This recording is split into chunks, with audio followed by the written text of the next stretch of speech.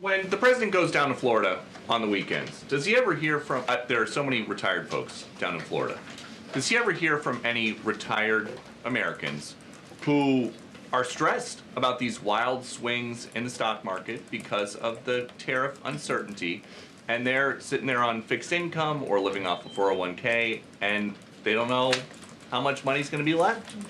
Well, certainly they are legitimate concerns, and the president takes those concerns very seriously, and he's addressing them every single day. And tomorrow's announcement is to protect future generations. The senior citizens you mentioned, it's for their kids and their grandkids to ensure that there are jobs here in the United States of America for their children to live the American dream, just like they presumably did. And as for their worries about their 401ks, their Social Security, I just addressed Social Security. This president is always going to protect it for our tax-paying senior citizens. As for their 401ks, look at what President Trump did for you in his first term. He is working on implementing that economic formula every single day by lowering inflation, lowering energy prices, massive deregulatory efforts, while simultaneously effectively implementing tariffs, and they'll hear more about that announcement tomorrow. And you said that the president right now is with the trade and tariff team. They are very confident that this is all going to work.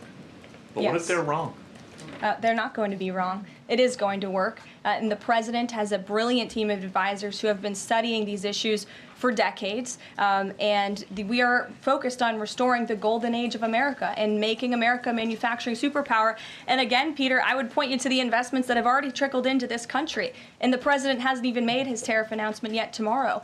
There have been billions of dollars in private investments from around the world pouring into American communities. What does that look like for those watching at home, for the people you mentioned worried about their own economic circumstances? It means more jobs in your communities, which means more money, more investments, more money in your pocket. That's what the president is committed to. And I would be remiss if I didn't mention the president's commitment to tax cuts, which we are counting on Congress to do, especially on Social Security.